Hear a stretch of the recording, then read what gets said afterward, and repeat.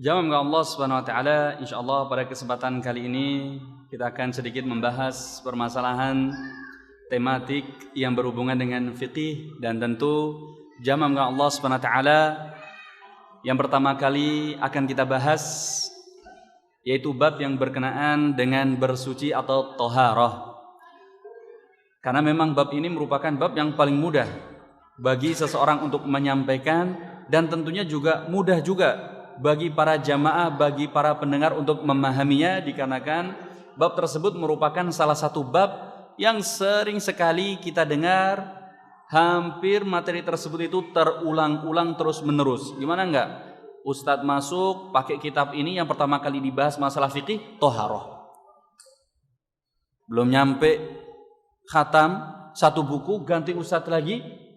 Ustadz yang bahas fikih, yang dimulai kitabnya pasti apa? Thaharah. Ganti ustadz lagi, bahas masalah fikih, yang pertama kali dibahas apa? Thaharah. Betul nggak jemaah? Nah, rata-rata jamaah Allah SWT yang duduk di sini, yang hadir, tentu sudah paham, sudah mutkin, benar-benar sudah apa? Ngelotok permasalahan thaharah. Jadi hanya sekedar murojaah saja jamaah Allah Subhanahu wa taala. Dan perlu dipahami jamaah Allah Subhanahu wa taala, karena materi kita masih berkenaan dengan fikih, maka jamaah perlu dipahami. Yang namanya fikih, tentu kita akan mendapati banyak sekali ikhtilaf, perbedaan ulama. Terkadang kita mendapati Ustadz Fulan menyampaikan satu pendapat dengan mengatakan pendapat A, Ustadz Alan terkadang menyampaikan satu pendapat dengan pendapat B, yang bisa jadi kita rasa pendapat tersebut apa? Bertentangan. Nah, biasanya untuk menyemangati agar supaya kajiannya itu semakin apa? Semakin lebih mantap, dipanasi ustadznya. Oh, bentar Ustadz, ana dengar dari Ustadz Fulan pendapatnya A, kenapa antum mengatakan B? Oh, besoknya dibalik lagi ke Ustadz Alan. Ustadz Alan, ana kemarin dengar dari Ustadz Fulan, beliau menyebutkan dengan pendapat apa? Dengan pendapat A. Kenapa antum menyebutkan dengan pendapat B? Nah, ini kebiasaan kita jamaah Allah Subhanahu wa taala, agar supaya kajiannya apa? Rame, semakin bersemangat. Kalau ada yang ribut apa? Semangat. Betul jemaah? Perlu dipahami, masalah fikih luas. Antum mau ngambil pendapat A, tidak ada masalah.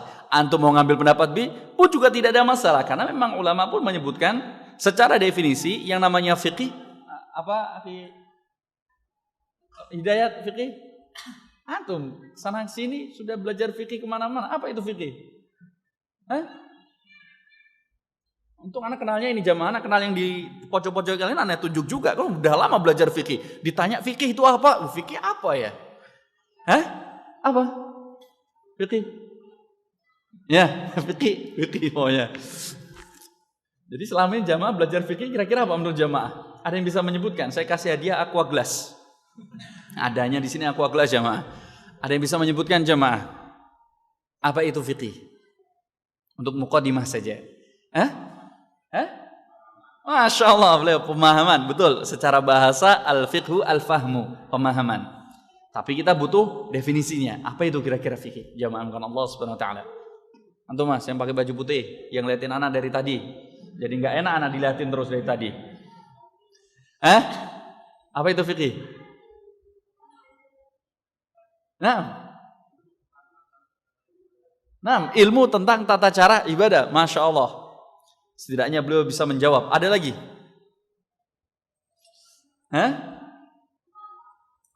Sudah jamaah? Sifat keseharian. Nah, apalagi jamaah? Ini kalau digabungkan nanti betul jamaah. Kalau jawabnya cuma satu-satu masih kurang. Makanya perlu digabungkan. Apa kira-kira?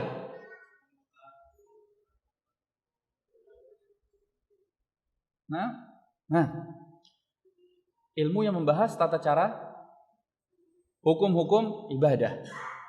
Sudah jemaah? Nah, sebagaimana disebutkan jamaah Allah Subhanahu wa taala disebut sebagai al-fiqh, disebut sebagai fikih jamaah Allah Subhanahu wa taala. Kalau cuma domblong begini jamaah, 2 menit nanti hilang. Yakin saya tanya lagi setelah ini pasti sudah lupa. Mulai jamaah. Disebut sebagai fikih.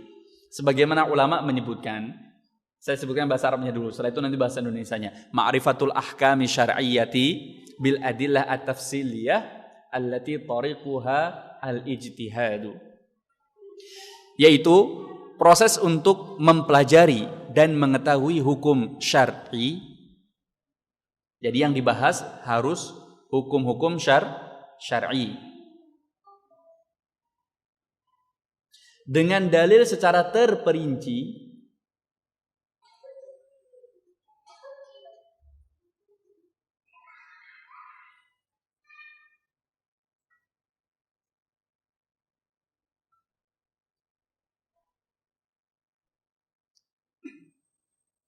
Tadi apa jamaah?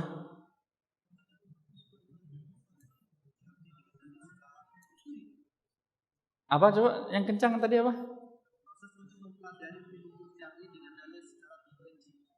Nah, proses untuk mengetahui hukum syar'i dengan dalil secara terperinci dengan metode ijtihad. Dengan metode ijtihad. Nah, ini yang paling penting. Saya tidak menjelaskan panjang lebar jamaah, sudah cukup. Nah, oleh karena itu Rasulullah SAW belum menyebutkan dalam masalah fikih, idza ijtahadal mujtahid fa asaba falahu ajran wa in akhta'a falahu ajr. Apabila seorang mujtahid itu beristihad menentukan suatu perkara, kemudian dia benar, maka dia dapat 2 pahala, kalau salah dapat 1 pahala. Nah, ini pentingnya dalam masalah fikih. Karena fikih semua pembahasan yang dibahas pada dasarnya menggunakan jalan apa? Ijtihad. Yang mana ijtihad di sini jamaah Allah SWT bukan mutlak suatu hal yang dikatakan benar ketika seseorang menjawab atau menentukan suatu pilihan.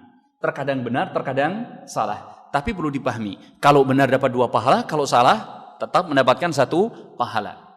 Dan demikian. Seperti contoh kecil saja, bagaimana Rasulullah SAW melakukan satu perbuatan, ternyata para sahabat berbeda-beda dalam menyebutkan hadisnya. Seperti contoh, tata cara salat al-kusuf dan khusuf. Rasulullah pernah melaksanakan salat kusuf. Itu salat gerhana apa? Matahari. Ketika meninggal anak Rasulullah SAW, yaitu siapa? Ibrahim ibn Muhammad. Inkashafati syams ala adi Rasulullah sallallahu alaihi wasallam. Pernah suatu ketika terjadi kusuf pada zaman Rasulullah sallallahu. Maka Rasulullah memerintahkan kaum muslimin untuk melaksanakan apa? Salat. Dan satu riwayat yang sahih, Rasulullah sallallahu melaksanakannya cuma sekali. Meskipun ada yang mengatakan 2 kali, ada yang mengatakan 3 kali Rasulullah melaksanakan salat apa? Gerhana matahari. Tapi yang sahih sebagaimana Ibnu Hajar Asqalani dan Imam An-Nawawi beliau mengatakan sekali Rasulullah sallallahu melaksanakan salat apa? Gerhana matahari. Sekali. Berbeda dengan zaman kita jamaah. Kalau mau gerhana matahari, gerhana bulan, kita langsung tahu. Bahkan sepekan, bahkan sebulan sebelum terjadi apa? Gerhana. Betul enggak? Nah, pada zaman dahulu bukan satu hal yang mudah untuk mengetahui apakah akan masuk gerhana atau tidak. Tahu-tahu semuanya tidur, tidak mengetahui kalau ternyata terjadi apa? Gerhana. Bukan satu hal yang mudah. Maka Rasulullah SAW, sebagaimana disebutkan dalam pendapat yang sahih, beliau melaksanakan sholat gerhana cuma sekali. Tapi bayangkan, tata caranya hadir dari Ibnu Abbas, Abdullah bin Amr bin As, dan Ali bin Abi Thalib. Ternyata berbeda-beda pendapat dalam menentukan bagaimana tata cara sholatnya. Ada yang mengatakan rukuknya Rasulullah SAW dalam setiap rakaat berapa? 2 kali. Dan ini yang paling masyhur digunakan dari Ibnu Abbas. Ada yang mengatakan Rasulullah SAW rukuknya berapa? Setiap rakaat 3 kali. Bahkan Ali bin Abi Thalib mengatakan Rasulullah rukuknya berapa? 4 kali. Dalam satu rakaat. Masih ingat tata cara salat kusuf dan khusuf, gerhana? Jadi kalau seseorang salat satu rakaat, rukuknya berapa? Yang masyhur kita laksanakan 2 kali. Ternyata ada riwayat yang sama-sama sahih 3 kali. Ada juga 4 kali. Padahal Rasulullah melaksanakannya berapa kali? Sekali. Kok bisa berbeda-beda? Berarti bisa kita pastikan yang satu benar, bisa jadi yang satu salah. Tapi ulama tetap mengatakan meskipun salah dia mendapatkan apa? Pahala. Kenapa? Karena yang dibahas, yang sedang dijelaskan adalah masalah apa jamaah? Fiqih. Nanti jamaah ketika mendapati, loh ini kok berbeda dengan yang selama ini saya laksanakan, yang saya jalankan, maka perlu dipahami. Berarti tambahan wawasan buat jamaah, ternyata fiqih itu tidak sempit. Pembahasannya luas. Terkadang ulama menyebutkan A, B, C, dan antara A, B, dan C semuanya saling apa? Bertentangan. Nah, mukadimahnya bisa dipahami jamaah? Bisa dipahami? Nah, nanti jangan sampai ini ustadznya kok ngajari beda nih. Selama ini saya begini kok ustadznya begini. Nah, jamaah jangan berpikir demikian karena fikih pembahasannya luas. Bisa dipahami jamaah ya? Nah, tadi apa fikih jamaah? Apa tadi fikih?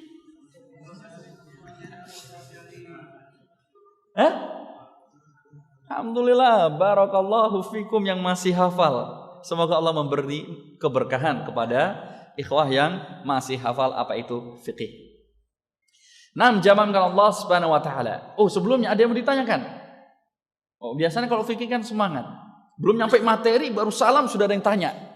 Belum masuk materi sudah ditanya. Ini enggak ada yang tanya ya jamaah ya? Ada yang tanya? Oh itu langsung ada yang tanya. Belum nyampe materi sudah ada yang tanya. Masya Allah fikih baru salam. Assalamualaikum Ustaz, tanya Ustaz. Belum nyampe pembahasan sudah ditanya. Nah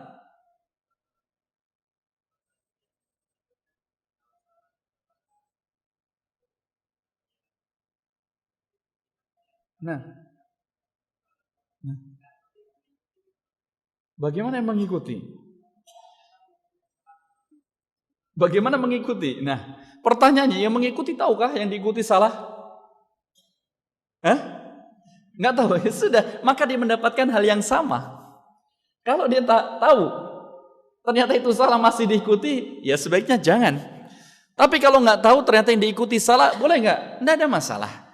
Kalau yang diikuti ternyata apa? Salah, maka tidak ada masalah. Tetap akan mendapatkan apa? Pahala di sisi Allah Subhanahu wa taala. Nah, saya lanjutkan. Jaman Allah Subhanahu wa taala dan materi kita yang pertama jaman Allah Subhanahu wa taala akan membahas masalah thaharah. Ini materi favorit. Setiap ustadz biasanya ketika membahas fikih akan menjelaskan masalah thaharah. Ya, karena thaharah merupakan pembahasan pertama di semua kitab apa? Fikih. Antum buka kitab fikih yang pertama kali dibahas pasti masalah apa? Thaharah. Karena thaharah memang satu hal yang sangat penting jaman Allah Subhanahu wa taala. Sebelum seseorang melaksanakan ibadah yang begitu sangat-sangat agung yaitu salat, maka tentu yang harus dipersiapkan pertama kali adalah mensucikan diri baik itu dari najis dan juga dari hadas. Nah, ini sering belajar fikih thaharah. Saya mau tanya lagi, pasti sering ditanya juga. Apa perbedaan antara hadas dan najis? Apa perbedaannya kira-kira jamaah? Sering dengar atau nggak pernah dengar? Sering dengar, apa perbedaannya? Beda tulisannya, betul. Masya Allah kalau beda tulisannya. Nggak salah. Atau antum jawab wallahu ta'ala a'lam. Ulama juga sepakat. Jawaban Allah ta'ala a'lam itu merupakan jawaban yang benar. Antum jawab Allah ta'ala a'lam itu sudah dapat apa? Sudah mendapatkan satu apa? Satu pahala tentunya. Berarti antum jawab dengan benar. Karena segala sesuatu Allah yang mengetahui. Betul nggak jamaah? Kalau kita mengatakan la adri, saya nggak tahu, fahyanis full ijabah. Perkataan saya nggak tahu itu separuh dari jawaban. Kalau antum jawab, ada pertanyaan, antum ditanya kemudian antum jawab la adri, antum dapat nilainya 50. Saya nggak tahu 50 jawabannya. Kalau antum dapat pertanyaan susah sekali nggak bisa jawab, antum tulis saja Allahu a'lam. Berarti antum dapat berapa? Nilai 1 penuh. Jadi jawabannya apa? Allah ta'ala alam. Lumayan. Ini dari awal sampai akhir ditanya Allah ta'ala alam. Nah, jaman Allah SWT. Beda antara najis dengan hadas. Beda antara najis dengan hadas. Najis jaman Allah SWT adalah zat atau ainnya, barangnya. Sudah? Sementara hadas adalah perbuatan yang kita lakukan. Perbuatan yang kita lakukan. Sudah jemaah? Nah, oleh karena itu Rasulullah SAW ketika beliau menjelaskan dalam hadis yang diriwayatkan oleh Abu Hurairah radhiyallahu anhu dari Bukhari dan Muslim, Rasulullah SAW beliau mengatakan, la yaqbalullahu salata ahadikum idza ahdatha hatta yatawadda. Tidak akan diterima salat salah satu di antara kalian apabila berhadas sampai berwudu. Fasa'ala rajulun min Hadramaut, kemudian ada seorang laki-laki yang tanya kepada Abu Hurairah, beliau dari Hadramaut, mal hadas? Ya Abu Hurairah, apa itu hadas? Maka perlu dipahami, ternyata yang tidak tahu apa itu hadas bukan cuma orang Indonesia, bukan cuma kita, orang Arab yang pernah hidup pada zaman siapa? Abu Hurairah radhiyallahu anhu yang sangat dekat sekali dengan Rasulullah SAW, zamannya pun ada juga yang tidak tahu apa itu hadas. Jadi wajar kalau antum nggak tahu, nggak perlu berkecil hati. Meskipun berkali-kali ketemu dengan fikih masih belum tahu, nggak masalah. Orang yang dulu dekat sekali dengan sahabat pun masih ada yang tanya tentang masalah apa? Hadas. Kemudian Abu Hurairah beliau menjelaskan, al-hadas ad-durat awil fusa. Disebut sebagai hadas yaitu ad-durat, yaitu kentut dengan bersuara, dan al-fusa yaitu kentut yang tidak mengeluarkan apa? Suara. Konsekuensinya biasanya apa jemaah? Kalau nggak ada suaranya biasanya gimana? Bau. Ini ada juga yang kentut bunyinya kenceng, bau lagi, kebangetan. 6. Jamankan Allah Subhanahu wa taala. Lihat, Abu Hurairah ketika ditanya, apa itu hadas? Beliau menjelaskannya dengan contoh perbuatan yang real. Yang namanya hadas yaitu ketika seseorang buang angin. Jamaah ketika buang angin ada zat yang keluar enggak? Apa? Angin aja. Nggak kelihatan. Zat yang kelihatan apa? Nggak ada, ya, kecuali ampasnya. Kalau ampasnya itu kecirit, bukan kentut antum. Itu kecirit. Kalau keluar ampasnya juga, itu bukan kentut jamaah. Namanya apa? Cirit. Tahu kecirit? Apa namanya jamaah? Kalau nyerempet sedikit ada yang keluar. Apa namanya? Nah, jamankan Allah Subhanahu wa taala ketika seseorang buang angin, kita mau tanya, apakah perlu orang tersebut membersihkan celananya, sarungnya, jubahnya? Ya, nggak perlu. Cukup langsung apa? Melakukan wudu. Tidak perlu dibersihkan sama sekali. Tidak perlu ketika antum buang angin, antum ke WC, kemudian antum apa? Istinja, apa? Dubur antum atau dubur kita. Tidak perlu. Kecuali kalau betul-betul ada yang apa? Iya. Yang keserempet. Kalau ada yang keserempet, iya. Itu zatnya. Itu najisnya. Sementara perbuatan yang kita lakukan itu disebut sebagai apa? Hadasnya. Dan kita, pelakunya disebut sebagai muhdits, yaitu orang yang berhadas. Nah, bisa dipahami jamaah. Nah, jamankan Allah Subhanahu wa taala, karena salat merupakan amalan yang begitu sangat-sangat agung yang menentukan amalan kita yang lainnya, sebagaimana hadits Rasulullah SAW, awalu ma yuhasabu bihi minal abdi yaumal qiyamati as-shalah. Yang pertama kali akan dihisab oleh Allah Subhanahu wa taala pada hari kiamat dari diri seorang hamba adalah salatnya. Maka ini merupakan catatan penting, jangan sampai salat kita rusak. Dan menentukan salat kita diterima oleh Allah SWT atau tidak, yaitu kita harus memperhatikan apakah masih ada najis atau hadas pada diri kita. Jikalau masih ada najis, maka harus dihilangkan. Jikalau masih ada hadas, hukumnya maka harus diangkat hukum hadas tersebut. Nah, oleh karena itu jamaah, yang akan pertama kali kita mulai pembahasan masalah toharoh atau bersuci, jamankan Allah, yaitu tata cara bersuci atau mensucikan dari najis dulu. Sebelum kita masuk tata cara mensucikan dari apa? Dari apa? Dari hadas. Nah, kita mulai apabila najis tersebut, jamankan Allah SWT keluar dari diri kita. Kita yang melakukannya, jamankan Allah SWT. Dalam bahasa Arab, jamankan Allah mensucikan najis yang kita keluarkan, jamankan Allah Subhanahu wa taala, ada dua. Yang pertama istinja apabila media yang digunakan adalah air, dan istijmar apabila media yang digunakan adalah apa? Batu atau apapun yang bisa menggantikan posisi batu. Nanti kita bahas. Sudah jemaah? Sudah? Ulangan kita? Cukup? Siapa tahu cukup saya Ustaz. Alhamdulillah. Saya yang isi juga senang jamaah. 6. Jamankan Allah Subhanahu wa taala. Saya lanjutkan. Kemudian kita mulai dari yang pertama, yaitu istinja. Yaitu membersihkan tempat keluarnya najis tersebut, baik dari kubul ataupun dubur, dari depan ataupun dari belakang. Kubul depan, dubur belakang. Membersihkan najis yang keluar dari mana? Nah, dari depan ataupun belakang, yaitu dari dubur ataupun kubul. Sudah jemaah?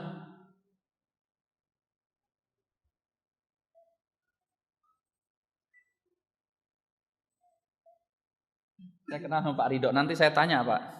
Anak kenal antum, namanya hafal saya nama beliau. Nanti yang lain saya tinggal kenalan aja. Nanti saya tanya.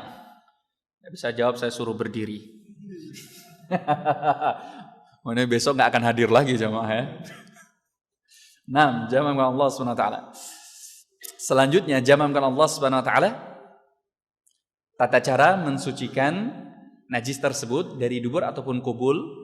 Yang pertama, medianya menggunakan air, itu disebut sebagai apa jamaah? Istinja. Maka ada beberapa hal yang perlu diperhatikan jamaah Allah SWT ketika kita mensucikan dari najis menggunakan air. Perlu dipahami, berbeda dengan toharoh berwudu. Kalau berwudu Rasulullah SAW mengajarkan kepada kita, beliau menyebutkan dalam hadisnya yang sahih, tawaddau marrah au marratain au thalatha marrat. Kalau wudu maka Rasulullah SAW mengatakan wudulah kalian sekali, atau 2 kali, atau 3 kali, sebagaimana hadis yang diriwayatkan oleh Humran, bekas budak Utsman bin Affan. Ketika Utsman bin Affan annahu da'a bi wudu'in, ketika beliau mengajarkan tata cara wudunya Rasulullah SAW, maka Utsman bin Affan beliau mencontohkan membasuhnya berapa? 3 kali basuhan. Tapi perlu dipahami, itu sunnah. Ketika kita wudu maksimal 3 jamaah. Kalau kita wudu sampai 4 kali, nah, berlebihan tidak diperkenankan. Waman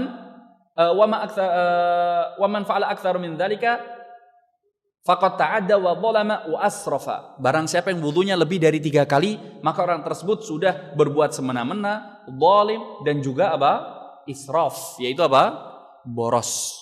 Enggak boleh wudu jamaah Allah SWT lebih dari berapa? 3 kali. Sunnahnya maksimal berapa? 3. Sekali, 2 kali. Kalau memang sudah dirasa cukup, sudah berhenti. Kalau memang masih kurang, ya sudah 3 kali. Itu sunnahnya maksimal, enggak boleh lebih.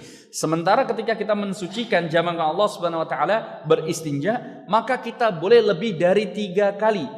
Selama kita rasa memang belum bersih. Nah, jamaah Allah SWT, ketika kita membasuh jamaah Allah SWT dan kita rasa sudah bersih, maka yang perlu dipahami jamaah, ketika kita mencium masih ada sisa bau, maka perlu dipahami zat pada najis tersebut, barometer untuk melihatnya bukan dari baunya, tapi dari ainnya atau barangnya itu sendiri. Ketika seseorang buang hajat, buang air besar, kemudian airnya tinggal segayung. Wah, ini pernah merasakan jamaah?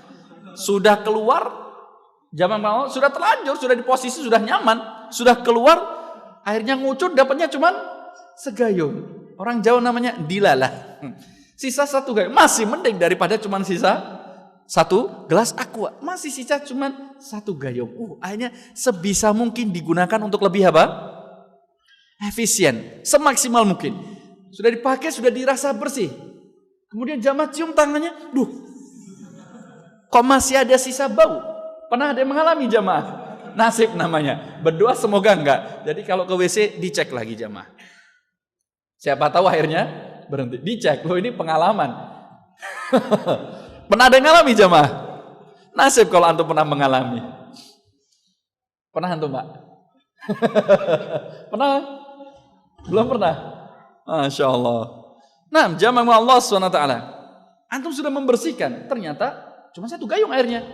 Setelah selesai jamaah Allah SWT, antum mencium, tangannya masih ada baunya. Betul atau enggak? Kalau 1 gayung kira-kira masih bau atau enggak bau? Yakin? Nah, jamaah Allah SWT, kalau bersih, alhamdulillah, Masya Allah. Itu irit namanya. Atau buang hajat, buang air besar, cuma pakai air 1 gayung. Ngirit itu. Ngirit kategorinya. Nah, jamaah Allah. Kemudian setelah diselesaikan, dibersihkan, kita masih mencium baunya. Nah, jamaah, selama kita mencium bau, selama tidak terdapat zatnya atau barangnya, maka tetap dikatakan suci. Bau tersebut bukan jadi patokan apakah masih ada najis atau tidak. Kenapa jemaah? Sudah? Seperti contoh jamaah Allah Subhanahu wa taala, hadis Rasulullah sallallahu alaihi wasallam, hadis yang masyhur dan hadis sahih. Rasulullah SAW beliau menyebutkan, "Idza wati ahadukum na'lahul adza fa inna turab lahu tahur." Kalau salah satu sandal dari kalian itu menginjak kotoran, maka sesungguhnya tanah akan mensucikannya. Jadi boleh seseorang itu mensucikan najis dengan media tanah. Seperti contoh kita menginjak kotoran jamaah Allah Subhanahu wa taala. Meskipun awalnya mungkin masih ragu, ini kotoran atau coklat? Kotoran coklat. Itu ada anekdotnya, karena ragu hanya dijilat. Jangan sampai begitu jamaah. Kalau sudah kecium ya sudah, yakin saja. Kalau enggak memang itu coklat ya sudahlah, setidaknya bersihkan. Toh kalau sudah jatuh udah lebih 5 menit kan jamaah kan, sudah ada bakterinya kata orang dulu. Nah, jamaah Allah Subhanahu wa taala, Rasulullah juga mengajarkan salah satu tata cara untuk mensucikan sepatu, sandal kita ketika terkena kotoran atau najis, maka cukup bagi kita untuk apa? Mengusap-usapkannya di atas tanah dengan menggunakan pasir. Kalau dirasa memang zatnya sudah hilang, jamaah Allah SWT dikatakan suci. Tapi jamaah Allah SWT ketika jamaah cium, kira-kira masih ada atau enggak? Tetap akan masih ada. Kecuali harus dia apa? Dicuci menggunakan air, bahkan menggunakan sabun. Menggunakan air saja biasanya kalau kotoran hewan seperti kucing, jamaah Allah, meskipun menggunakan air masih menyisakan apa? Bau. Apalagi menggunakan apa? Tanah, pasir. Pasti masih akan tercium baunya, tapi Rasulullah SAW mengatakan fa inna lahu tahur. Maka sesungguhnya tanah tersebut akan apa?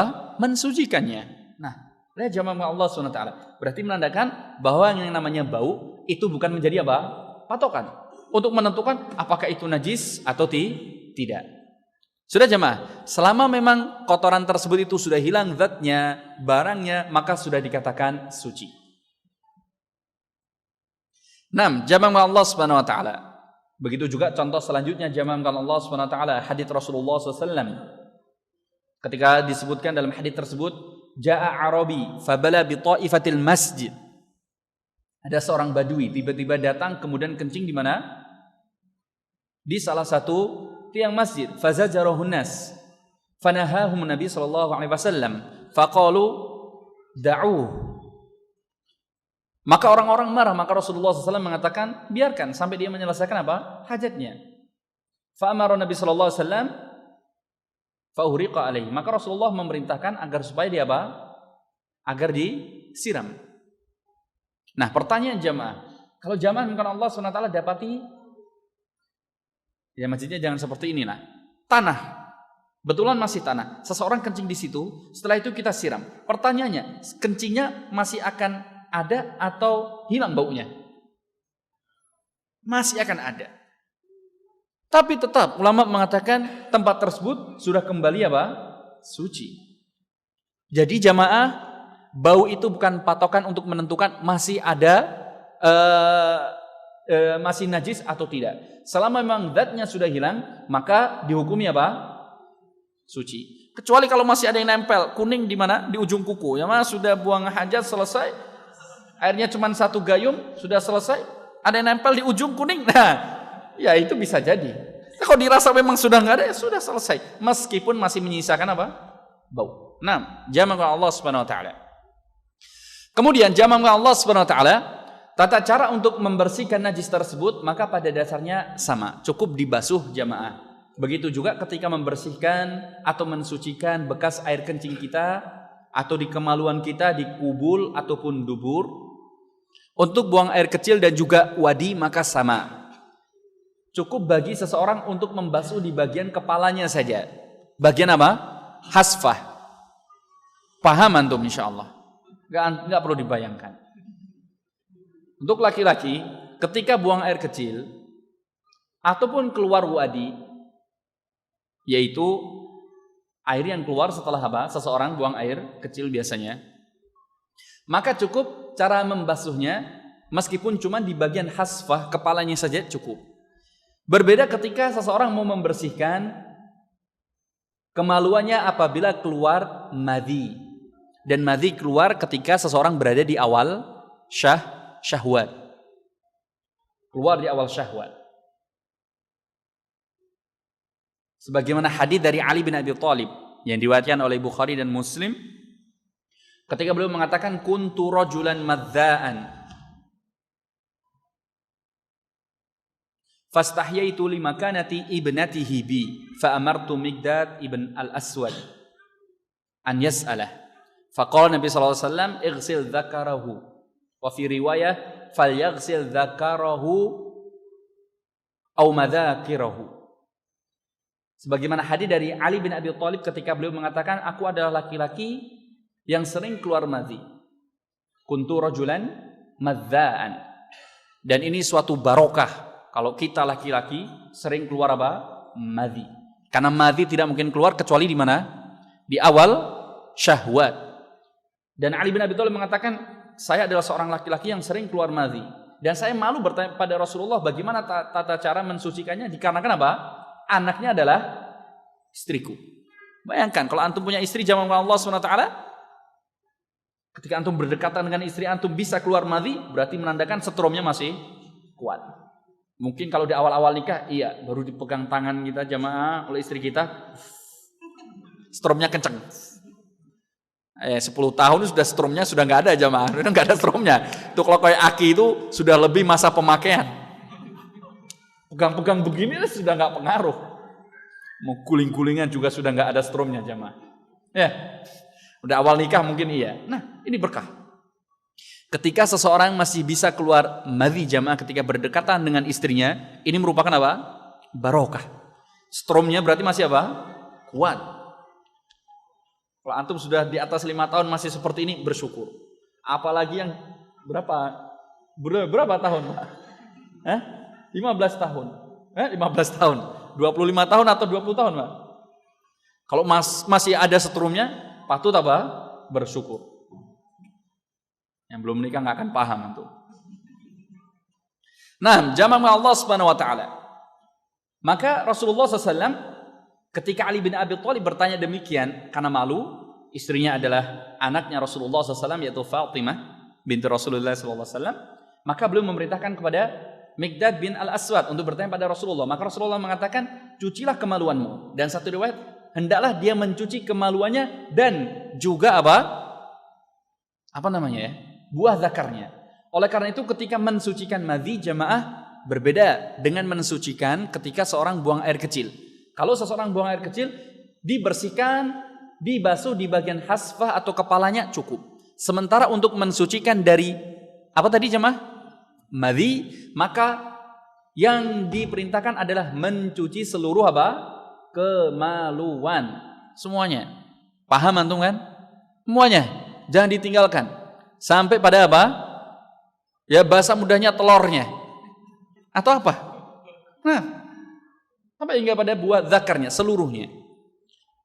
Itu tata cara mensucikannya. Demikian. Yang lainnya kurang lebih sama. Nah, jamaah Allah SWT, selanjutnya kita masuk pembahasan masalah istijmar. Berbeda antara istinja dengan istijmar. Istinja kita menggunakan air, istijmar mensucikannya dengan menggunakan apa? Batu. Sebelumnya jamaah ada yang mau ditanyakan? Ada yang mau ditanyakan? Tidak ada? Tidak ada? Kali ini pelajaran fikih nggak ada yang tanya. Selanjutnya jamaah Allah Subhanahu wa taala. Istijmar yaitu mensucikan dengan menggunakan media apa? Menggunakan media apa? Batu.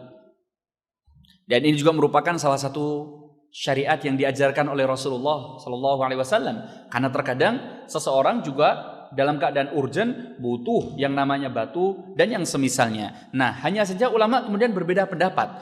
Kira-kira mana yang lebih afdal untuk digunakan ketika kita buang hajat? Apakah bersuci menggunakan air ataukah bersuci menggunakan batu? Di sini ulama berbeda pendapat. Sebagian ulama mengatakan menggunakan batu lebih afdal. Kenapa menggunakan batu lebih afdal? Karena seseorang ketika mensucikan menggunakan batu atau yang semisalnya pengganti dari batu seperti tisu, kaos kalau memang nggak ada yang lain, atau kertas koran, nggak ada yang lain jamaah. Atau nyari tisu nggak ada, karena sudah terlanjur adanya kertas koran, boleh nggak? Boleh. Semua yang bisa membersihkan jamaah Allah SWT maka bisa dianggap pengganti dari apa? Batu. Dan mazhab Syafi'i memperbolehkan. Ya, antum adanya koran, boleh nggak? Boleh, nggak ada masalah. Atau nggak boleh? Boleh. Nah, jamaah Allah SWT, mana yang lebih afdal? Menggunakan batu dan yang semisalnya seperti tisu atau menggunakan air? Kalau menurut jamaah kira-kira mana lebih afdal? Menggunakan air. Nah, tapi tidak semua ulama tentu sepakat dengan pendapat kita. Karena memang realnya demikian. Nyatanya kita dapati seperti orang-orang luar jamaah Allah Subhanahu wa taala, orang Eropa, orang Cina, orang Jepang, mungkin bisa jadi ketika ditanya mana yang lebih nyaman ketika buang hajat, media yang digunakan, menggunakan air atau tisu? Nah, mereka lebih nyaman pakai tisu. Kalau kita memang nggak nyaman karena dari kecil terbiasa pakai air. Kalau pakai tisu rasanya masih ada yang apa? Masih ada yang sisa aja jamaah. Ini yang saya rasakan, nggak tahu kalau jamaah mungkin sudah terbiasa. Kalau saya suruh pakai tisu, rasanya masih ada yang sisa. Sampai tempat ada air harus dibersihkan menggunakan apa? Menggunakan air. Rasanya jamaah. Meskipun tentu nggak boleh kalau sudah pakai tisu ya sudah anggap saja apa? Bersih. Kalau antum gimana? Nyaman pakai tisu? Kalau saya rasanya masih ada yang ketinggalan. Nah, jamaah Allah Subhanahu wa taala.